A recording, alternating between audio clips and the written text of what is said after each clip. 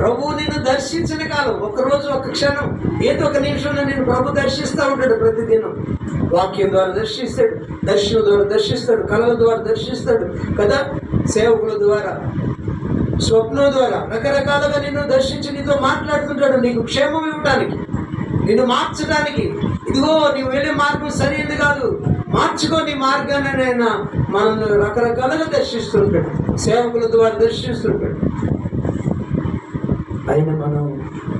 ఆయన దర్శించిన కాలాన్ని, ప్రభు నేను దర్శించిన కాలాన్ని ఎరగకుంటివి మనం గ్రహించలేకపోతున్నాం. చాలాసార్లు ప్రభు వారు నా దగ్గరికి డైరెక్ట్గా కూడా ఇచ్చాడు. ఒకసారి ఒక ముసలాయన లాగా వచ్చాడు. 10 రూపాయలే ఉన్నాయి, బోండాలు తింటున్నాను. ఆ 10 రూపాయలే ఉన్నాయి, నా దగ్గరికి ఏం లేవు. వచ్చి చేయి చాపాడు. ఏం చేయాలి? ఇంకో ప్లేట్ ఇప్పించడానికి నా దగ్గర లేవు. అప్పటికి 4 బోండాలు ఇస్తే ఒక బోండ తిన్నాను, ఈ 3 ఉన్నాయి. ఏం చేయాలి? అప్పుడు దేవుని ఆత్మ ఉంటుంది, నీ ప్రాణ ప్రియుడు నీ దేవుడు అయినట్టు. దేవుని స్తోత్రం. నా ఆత్మ అంతరాత్మ చెప్తూ ఉంది, అమ్మ ఇంకా లాభం లేదన్న నా 3 నా దగ్గర లేవయ్యా, నేను ఈ 3 తీసుకోమని తిని ఆయనకి ఇచ్చేసాను. ఆ 3 ఒకటి తిన్నాను, నా తినుకుంటూ వెళ్ళిపోతున్నాడు. ప్రభువు నిన్ను దర్శించిన కాలాన్ని మనం గ్రహించాలి.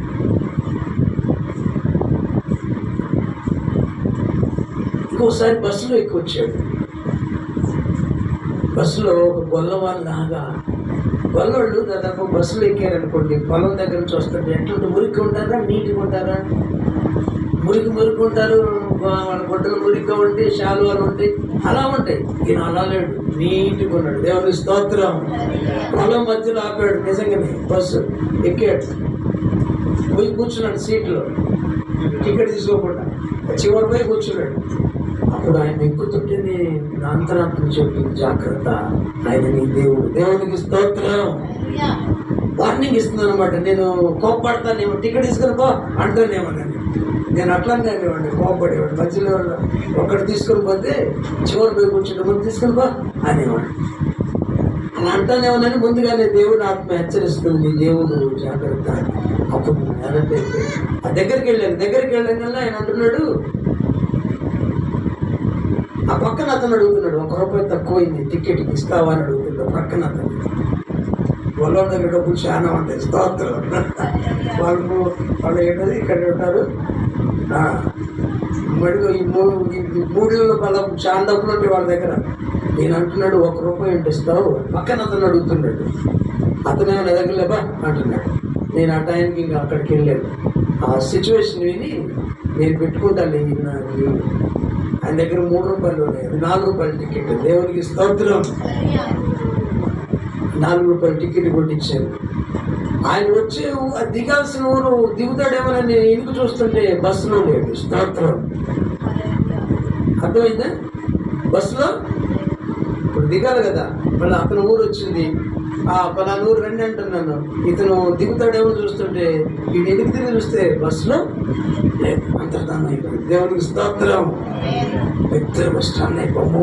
ఆ 1 రూపాయి ప్రభు గొప్ప పెట్టకపోతే నా బాధ ఎట్లా ఉండేది కదా. దేవునికి స్తోత్రం. మేతలకు అప్పించేవాడు యెహోవాకి సహాయం చేసేవాడు, యెహోవాకి అప్పించేవాడితో సమానం అని. ప్రియులారా, అంతర్ధానం అయిపోయాడు, స్టన్ అయిపోయాను. అమ్మో ప్రభు, చిన్న సహాయం చేయడానికి నాకు కృప చూపించాడు ప్రభు. అసలుకి కోపిస్తుంది. నేను ఒకప్పుడు నేను కోప్పడేవాడిని, దిగదిగానేవాడిని, రూపాయలకు దిగానేవాడిని. స్తోత్రం. కాబట్టి ప్రభువు మనల్ని దర్శించిన కాలం అనుకోని రీతిగా మనల్ని తారసపడతాడు. ఆయన కష్టాలలోనే మన దగ్గరకు వస్తాడు. అలాంటప్పుడే మనం ఏం చేయాలంట? ప్రభుని గుర్తించి ఆయనకు విలువ ఇవ్వాలి, ఆయన సహాయం చేయాలి. అప్పుడు మనల్ని ఆయన ఆశీర్వదిస్తాడు. దేవునికి మహిమ కలుగును గాక. స్తోత్రం చెప్పండి. హల్లెలూయా. కాబట్టి రాబోతున్నటువంటి విపత్తు ఎరిగిన దేవుడు యేసుక్రీస్తు ప్రభువారు ఆ పట్టణం గురించి ఏడుస్తున్నాడు. అయ్యో యెరూషలేమా, యెరూషలేమా, రాయి మీద రాయి ఉండకుండా నేను పడగొట్టి దినాలు వస్తున్నాయి, నీ పిల్లలను చీల్చివేసే దినాలు వస్తున్నాయి. అయినా నీ ప్రభువు నేను దర్శించిన కాలాన్ని ప్రభు యెరూషలేములో తిరుగుతున్న కాలాన్ని గ్రహించలేకపోతున్నవి, నీ దేవుని గుర్తించలేకపోతున్నవి, నీ మనసు మార్చుకోలేకపోతున్నవి, నీ కఠినత్వాన్ని మార్చుకోలేకపోతున్నావు అని చెప్పేసి హెచ్చరించడానికి యెరూషలేముకి ఆయన గాడిదను ఎక్కి వచ్చాడు. దేవునికి స్తోత్రం చెప్పాలి. హల్లెలూయా. ఒకటి యెరూషలేముకి ఎందుకు వచ్చాడంటే కదా, లేఖనాల నెరవేర్పు కోసం వచ్చాడు.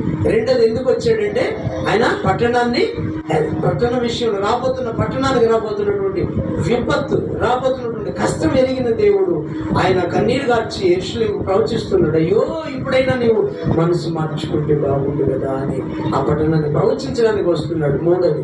నాలుగోది ఎందుకు యెరూషలేముకి వచ్చాడంటే యెరూషలేములో దేవాలయంలోనంట, దేవాలయాలు ఏం చేస్తున్నారు, దేవాలయంలో వ్యాపారం చేస్తున్నారంట. స్తోత్రం.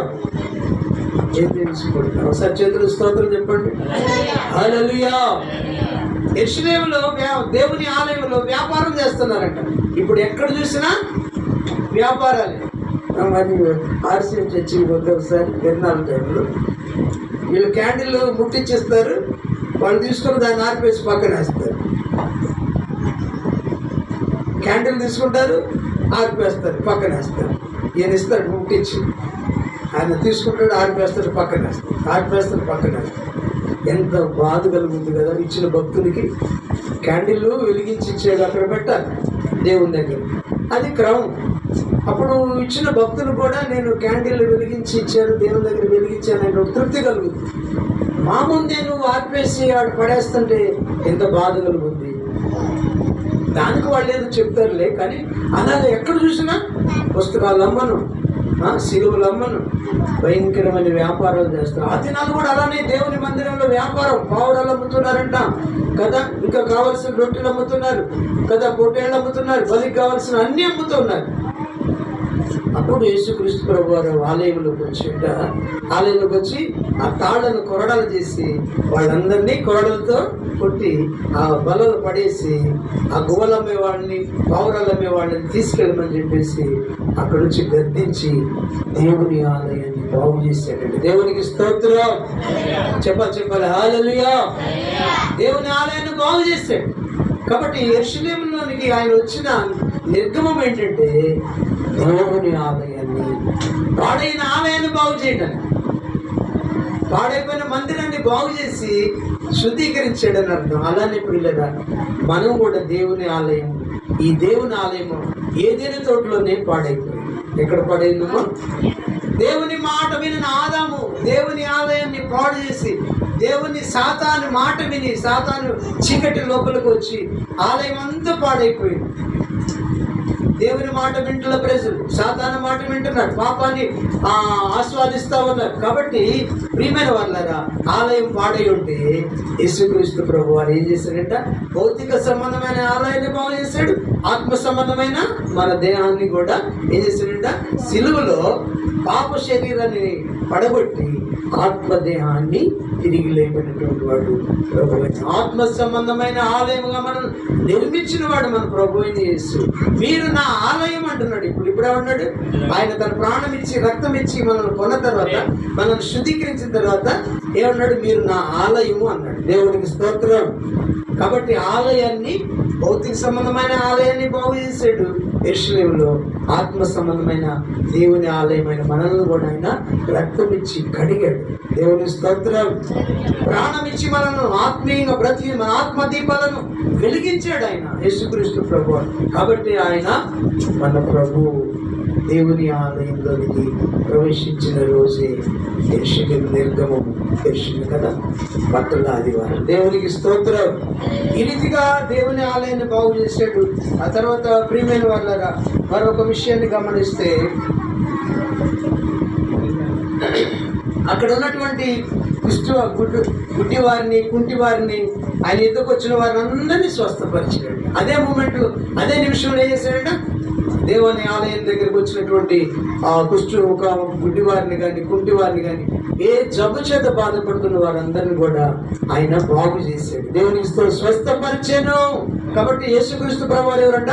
స్వస్థపరిచేటువంటి స్వస్థపరచాలని, స్వస్థతను ఇవ్వటానికి, ఆ దీనులను ఆదరించడానికి, వారికి ఆరోగ్యం ఇవ్వటానికి యేసయ్య యెరూషలేములో ప్రవేశించినట్లుగా దేవుని వాక్య భాగం ద్వారా మనం చూస్తున్నాం ప్రియులారా.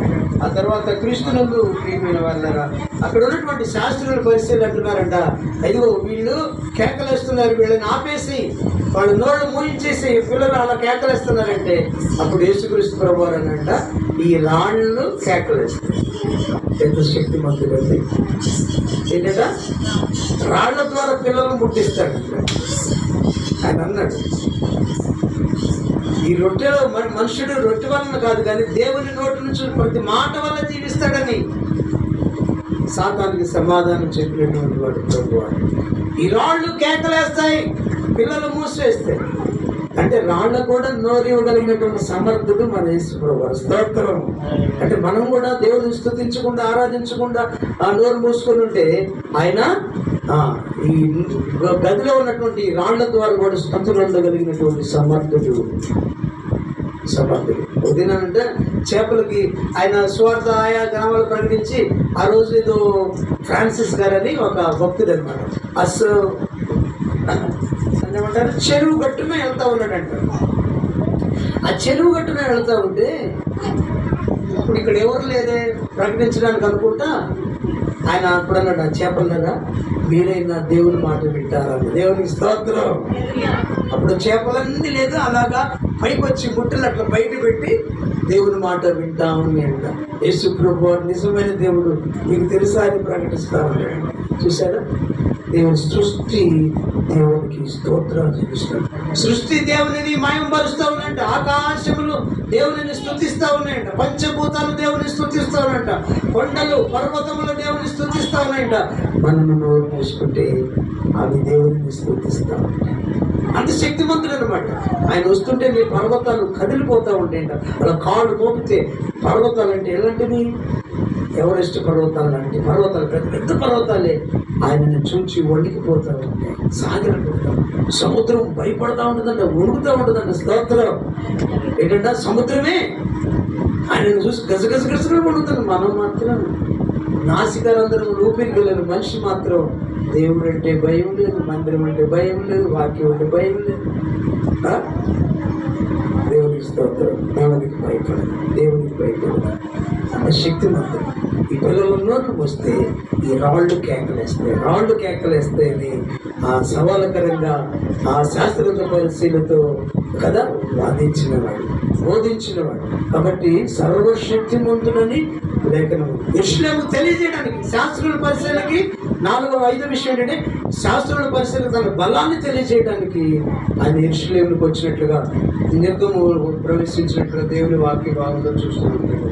కాబట్టి ఈ రీతిగా ఆయన యొక్క గొప్పతనాన్ని ఆ చివరి లాస్ట్ వీక్లో, ఈ హోలీ వీక్లో, ఇక ఈ వీక్ తర్వాత ఆ శుక్రవారం నా ప్రభువారిని యెరూషలేములో అదే గొల్గొతా కొండ మీద సిలువ వేసి చంపుతారు రోమ ప్రభుత్వం. దేవునికి స్తోత్రం.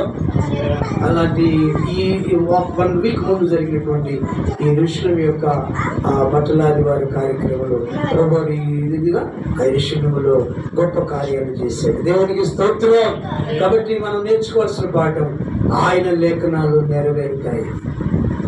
ఈరోజు మనం నేర్చుకోవాల్సిన సత్యం, భూమి ఆకాశములు గతిస్తాయి కానీ దేవుని నోటిలోంచి వచ్చిన ప్రతి మాట నెరవేరు. దేవుడు నీకు ఇచ్చిన వాగ్దానం తప్పకుండా నెరవేరుస్తాడు అనేటువంటిది ఈరోజు పాఠం నేర్చుకోవాలి. రెండవ విషయం అంటే లేఖనాలు, ప్రవచనాలు తప్పకుండా నెరవేరుతాయి. భూమి ఆకాశంలో గతించిపోతాయి కానీ బైబిల్లోని సున్నైనా పొల్లైనా తప్పిపోదని దేవుని వాక్య భాగం ఉంటుంది. రెండవది ప్రియమైన వాళ్ళగా, దేవుని ఆలయం పాడై ఉండగా మనం కూడా చెప్పండి ఎలా ఉండకూడదు? దేవుని ఆలయాన్ని బాగుకోవాలి. అర్థమైందా? దేవుని ఆలయంలో మంచిగా ఉండటానికి ప్రయత్నం చేయాలి, వ్యాపారం చేయడానికి ప్రయత్నం చేయకూడదు. ఒకవేళ ఏదైనా వ్యాపారం జరుగుతున్నా మనం ఖండించాలి. తప్పు జరుగుతుంది దాన్ని ఇప్పుడు మాట వరుస మీకు అర్థమైనది చెప్తాను. యేసుక్రీస్తు ప్రభువుడు దేవుడు ఆత్మయ్యుడు. ఎవరైనారమ్మా? ఆత్మతో సత్యంతో ఆయన ఆరాధించమన్నాడు. ఏ విగ్రహము చేసుకోవద్దన్నాడు. దానికి సాగిలపడవద్దన్నాడు, దాన్ని పూజించవద్దన్నాడు. మరి మనం మందిరాలలో విగ్రహాలు పెట్టుకుంటే వైట్రాంగడు దేవుని ఆలయాన్ని పాడు చేసినట్టు సాతాను. దేవుని ఆలయంలో దేవుని సింహాసనం ఉండాలి, దేవుని మందసం ఉండాలి, దేవుని ఆత్మ ఉండాలి. దేవుని మందసం ఉంటే బైబిల్ గ్రంథం వాక్యం.